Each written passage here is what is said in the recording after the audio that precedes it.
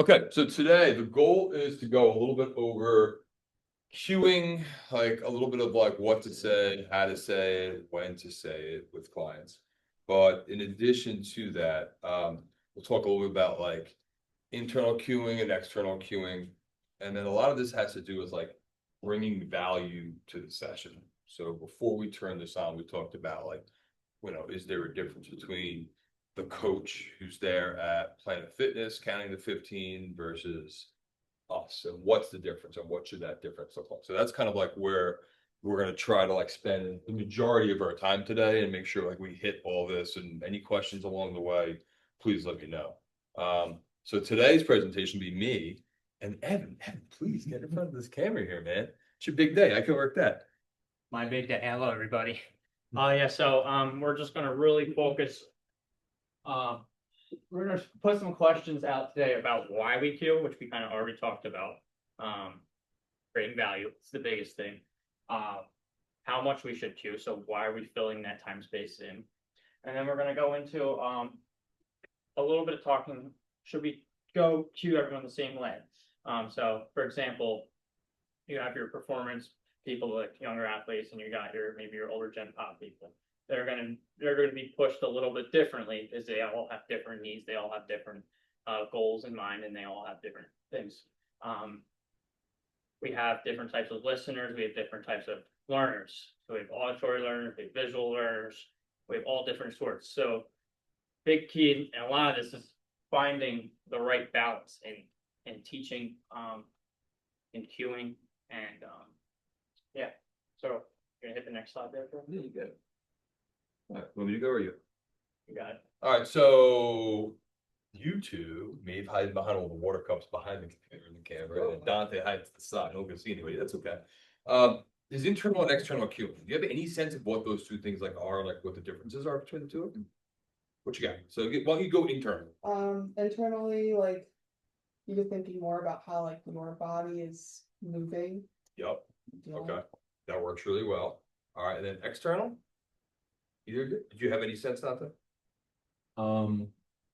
Would external be more like tactile cueing, setting them up in a certain way? A little different than that. Like, Okay. so that Jason, who's in the corner over there, who no one can see on camera right now, he uses it all the time. So that's your hint. Does that help you in any way? It's all like verbal cueing. It is definitely verbal, mostly. It's like the Maeve. Maeve, do you have a sense like It's kind of like thinking a little outside your body.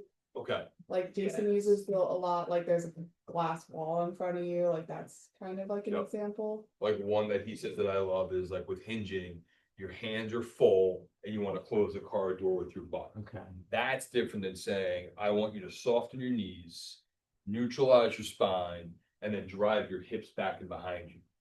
Those are the same things, but his is simpler, practical, real life. And like you said, it's not internal, it's this external thing. So those are the main differences. So we'll go through that in like a little bit more depth, like right now. So internal, it directs the client's attention to their own body, which is exactly like what you said a second ago. So dead on there, focuses what the body should be doing rather than an analogy or something that's outside of the body. That's really what this is about. So example, squeeze your glutes as you stand up, keep your chest tall. I mean, I'll be honest, I give a little bit more of those a lot of times than I do the external. So I think external is better, but I do think there is, for the record, like still a place for internal. So when you come out of the back end of this, I don't want you to think like never say engage your glutes or never say brace your abs. Like that's not it. But there's definitely supposed to be some like mix of these two guys. So purpose, helps body awareness, essentially helps like them understand joint position if you're saying things in a clear, succinct way, but also like they're in a place where they've been training with you for a little bit, where the information or the thing you're saying is more meaningful.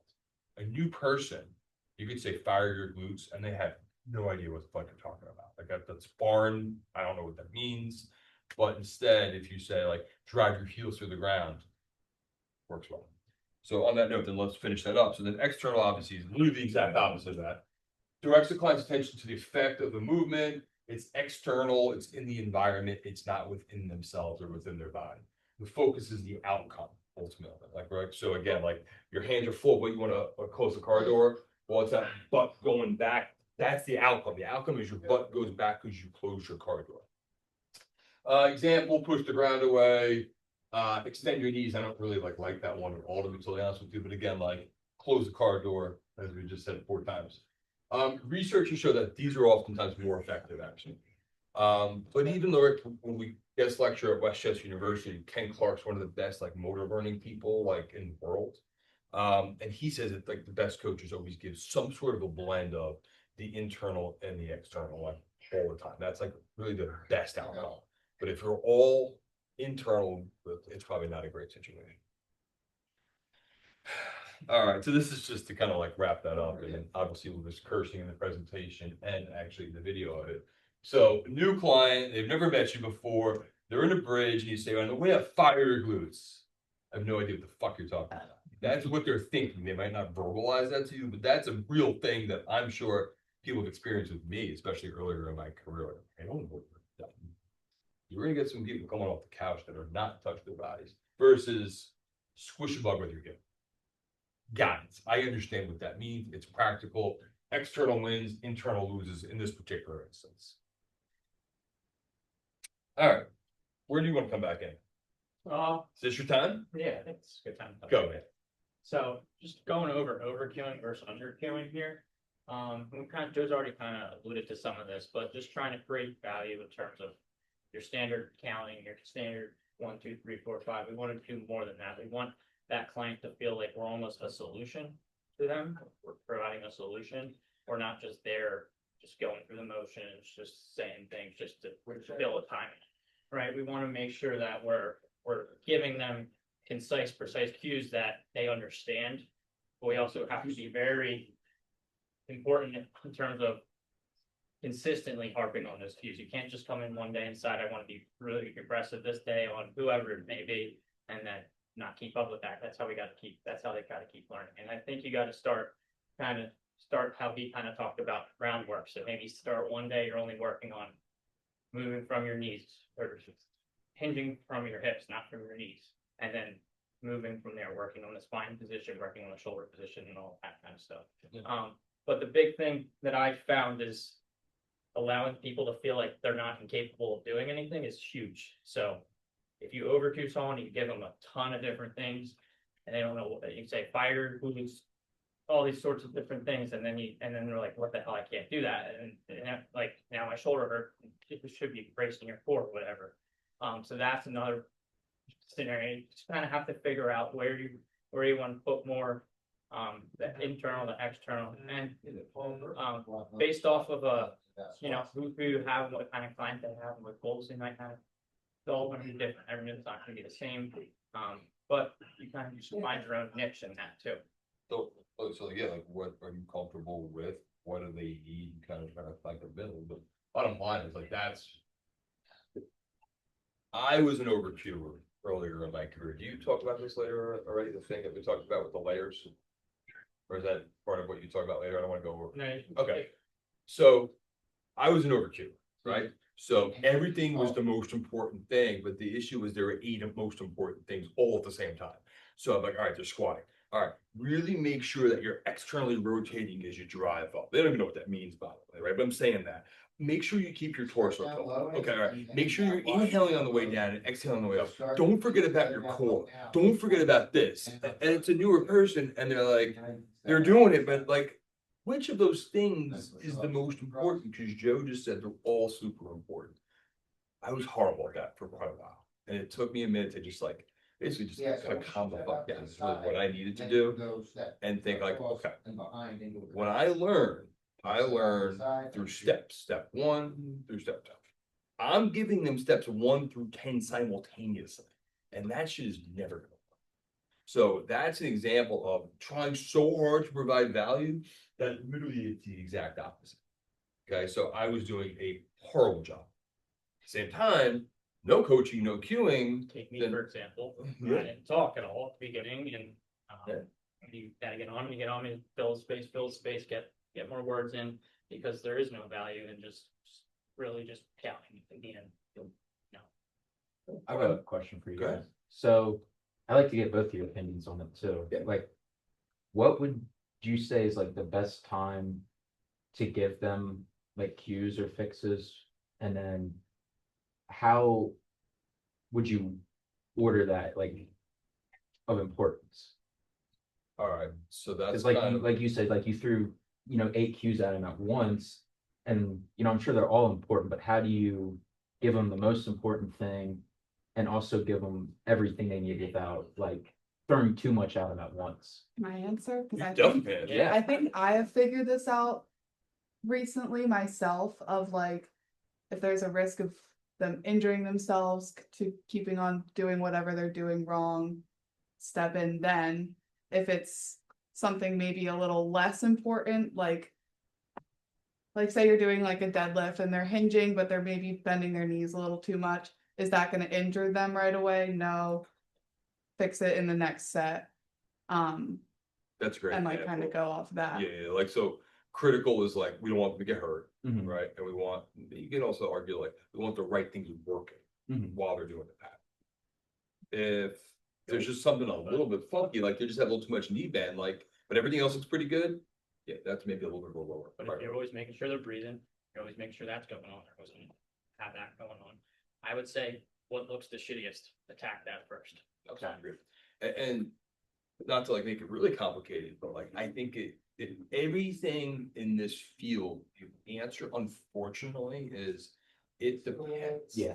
Which sucks, but that's really how this whole coaching thing works and will forever work. So if it's a brand new person, that approach is completely different, right? Yeah. So when Jason and I, a lot of times we'll go out, we'll teach hinging versus squatting mechanics. We'll do that as a lab, which maybe we did with you one day. I don't know. Yeah, that's where it came from in my head. Okay, so like layer one, as I put it, would be, well, let's introduce how to hinge.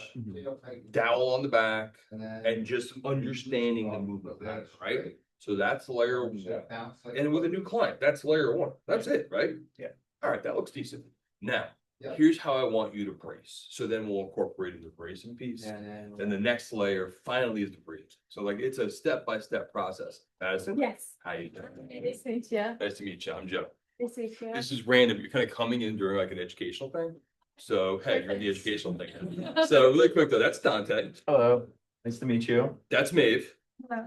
And that's Evan. Hi. In a surprise twist, like everyone's canceled on us today.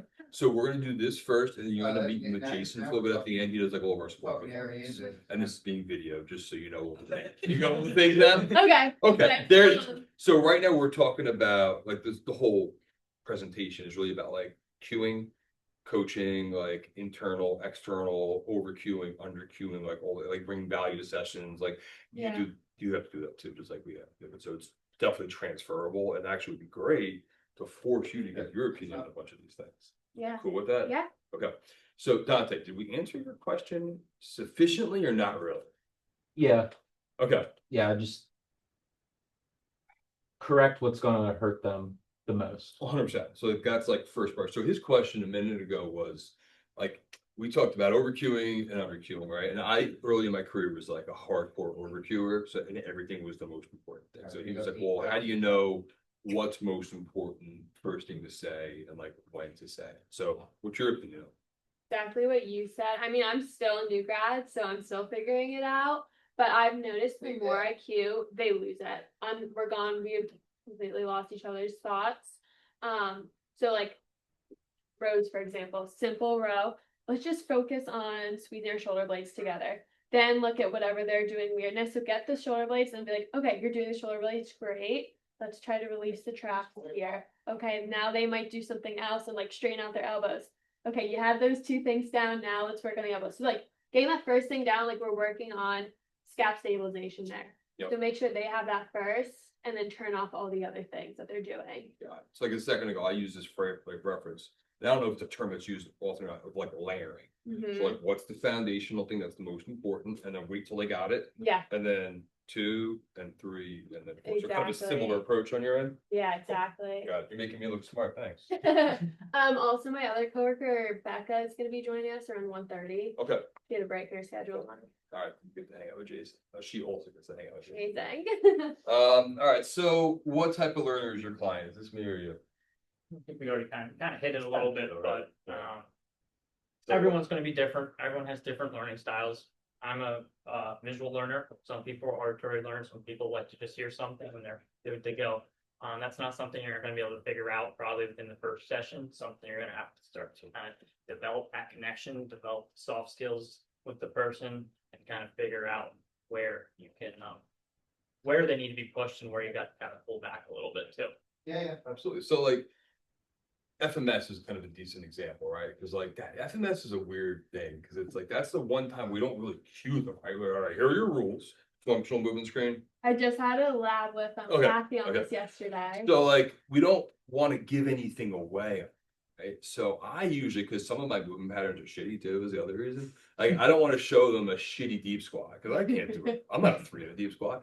So, but for some people, if you don't give them the visual, that's the way they learn. They're like, I have no freaking idea what's going on. So I kind of have to parse that out during the evaluation, and then that'll give me that information, which may be something that we should share in the consultations if we pick up on that. Then there's other people, so I never show them. There's other people where I just give them the auditory and they absolutely got it and they nail it. That's a bit more rare, I feel like. I feel like more people are visual than auditory. Reading and writing, it's not terribly applicable to like what we do in our world. And then the last thing for me, and I think I think everyone benefits a little bit from touching, cueing, like, push your knee into my hand kind of stuff. And that's more the kinesthetic. Yeah. All right. So this one was in the, again, I'm picking on you, man. I know that. I just caught Dante in a bad moment where he mostly was just counting during a couple sets, not Yes, cueing mom. and not Yeah. presentation that he never wanted. So it's like, all right, there's got to be some go-tos that are applicable to every single thing that you're going to have someone do, right? So if you're not sure exactly, like specifically, like nothing's wrong, right? Great, kind of rare, like in our world and your world, usually there's something wrong. But let's say for once there's not. Things are great. So what are things that you can always just kind of like fill the space with, right? Like things that you can say where there's not an awkward silence and you're not just counting. Well, just 3, that's great, right? So like breath sync, like that's always a thing unless they're in an isometric, but even then you can still remind them to breathe, right? What to use to stabilize or activate. So we talked about earlier, like lower body strength exercises, like you always want some level of abdominal bracing if you're holding weight with your upper body, right? And then the glutes are always going to fire on the way up or we push to the ground, whatever. So like those are easy things. And then positive reinforcement. I don't do enough of that one, honestly. Like that's where I fall short. Because a lot of times I'll say breath sync and blah blah blah, and at the end they're like, well, how did I do? And I'm like, oh, you did great. I'm like, I didn't say anything because nothing was wrong. So that's one where like I can do a better job of giving them the positive reinforcement to let them know like things are good. So anyway, that all makes sense. But again, no what to say, pull from one of those. And again, you just at least fill in the space. It's not quiet though. All right, you want to do this one or you want to do poll? What do you want to do? Okay, doesn't matter, man. Just push. All right, we're just gonna, so we're all gonna do the next 4 slides. We have our 4 basic movement patterns: or lower body push, or lower body pull, upper body push, or upright pull. We just put general cues that you would see. This is nothing specific, and a lot of these, most of these are more internal cues and external cues, or there's not really much external in this at all. But the big thing that we kind of want to notice is what we see between all 4 of these slides is that you're going to see a lot of stabilization in the neutral spine. You see a lot of breathing. You're going to see a lot of muscle activation or stabilization cues. There's small differences in each movement pattern, which, for example, your lower body push. You got your feet more hip width apart, more knee dominant versus your hinge, which is more hip dominant. And then retract shoulder blades, shoulders. So these are just some cues here. The next slide is going to be, I think, was it full? Okay. So real quick on that though, right? So like those are, we kind of like gave categories, but like the immediate like instinct of everyone is probably like, let's give intrinsic cues, right? Like where you feet. So like, let's see if we could do external. I'm sorry, I said intrinsic, internal versus external. Let's give external cues. So like knee down, right? We want more knee bending than hinging in the traditional squat, right? What do you got? What's an external cue that you can give for them to get it?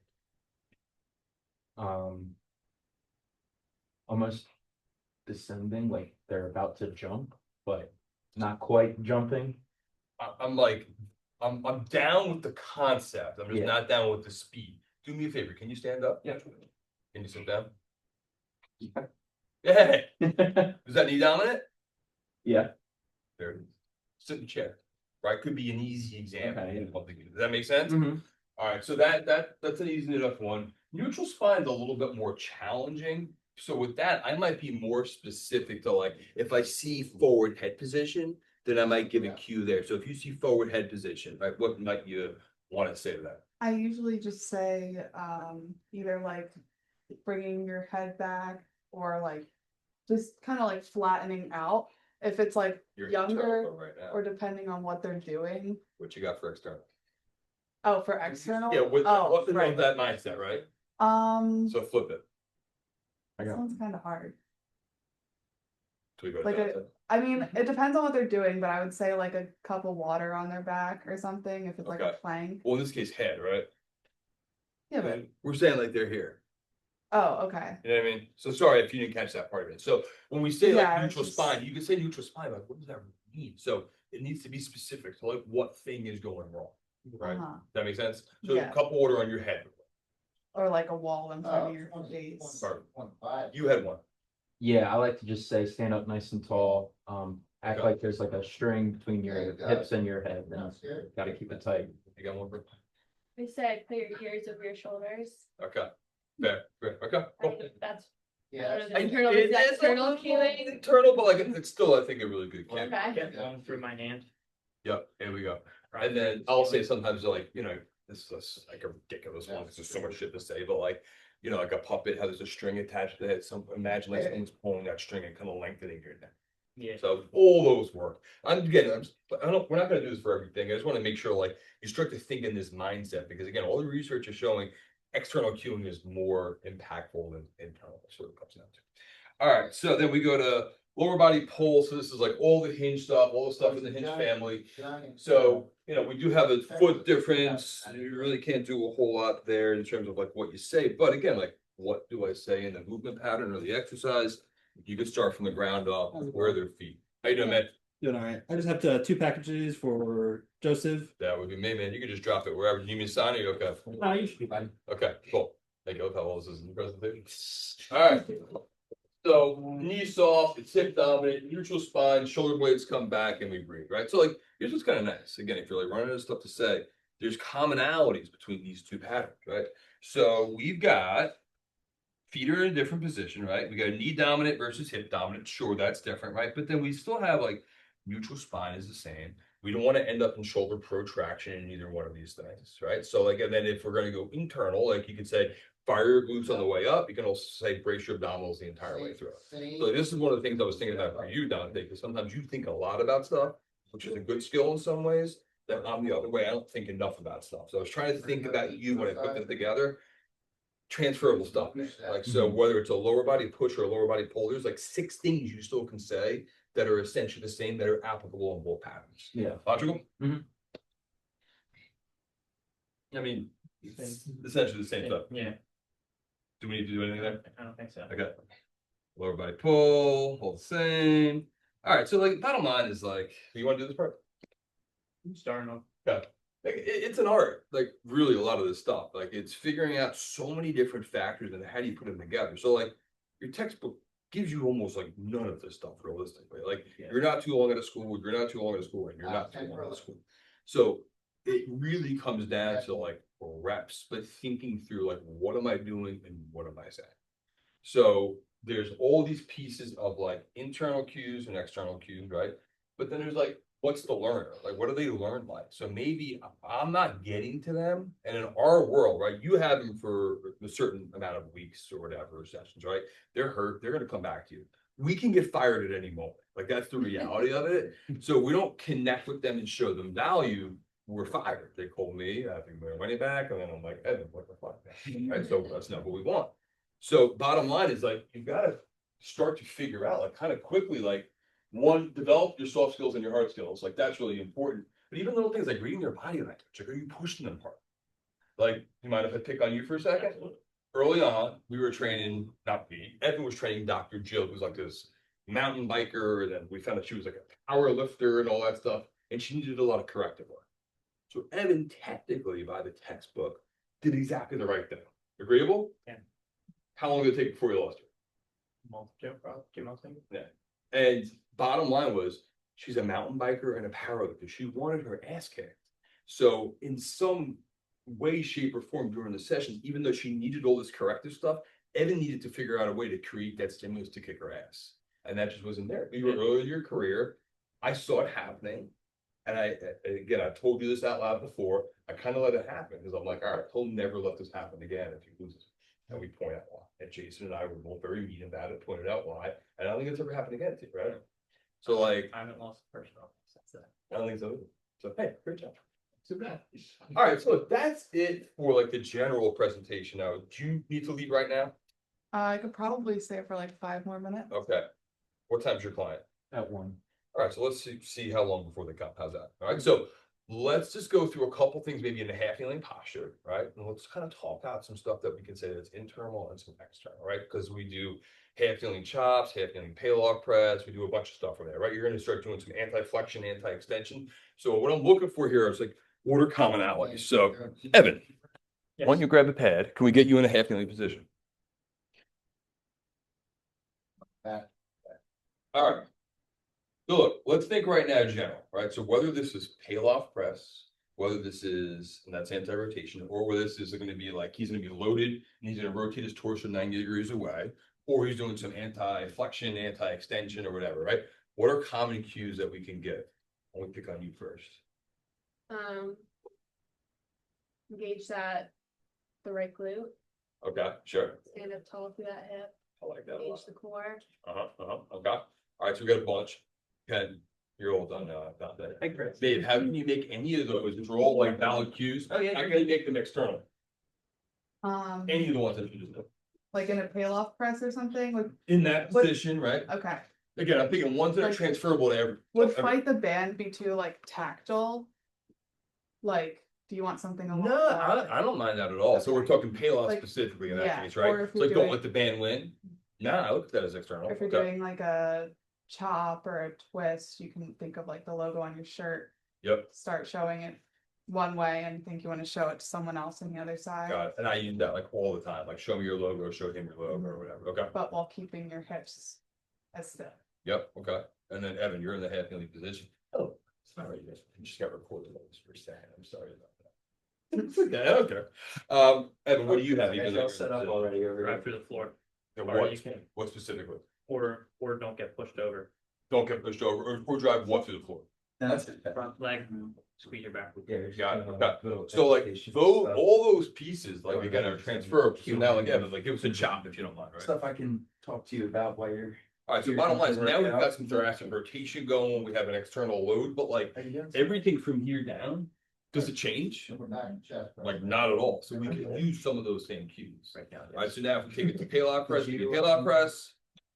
I know same last cues there week. again. All right, so like that's the point I'm trying to make, where it's like, if if everything looks good and you don't want to just say good job, and you want to reinforce something like really, really easy to pull from any. Okay. All right, you should probably have. Yeah. All right. Evan, anything else you want to add for the purposes of like also Okay. sending this out to everybody on the team later on? Okay, perfect. We're good? I think just fill a space. Try work. each week, create a new goal for yourself. Something you want to cue. I think that was the biggest thing for me when I was Mhm. learning was Yeah. there's a lot of did stuff more just, think about, talk about. say the Just pick a new thing each week you want to work on. Maybe it's you want to work on breathing with everyone or whatever. But have your goal and then try to align them with whatever that client's goals, needs, and expectations are. So, Good, for okay. success. There it is. And that was Evan's first ever non-school presentation. Great job, Evan.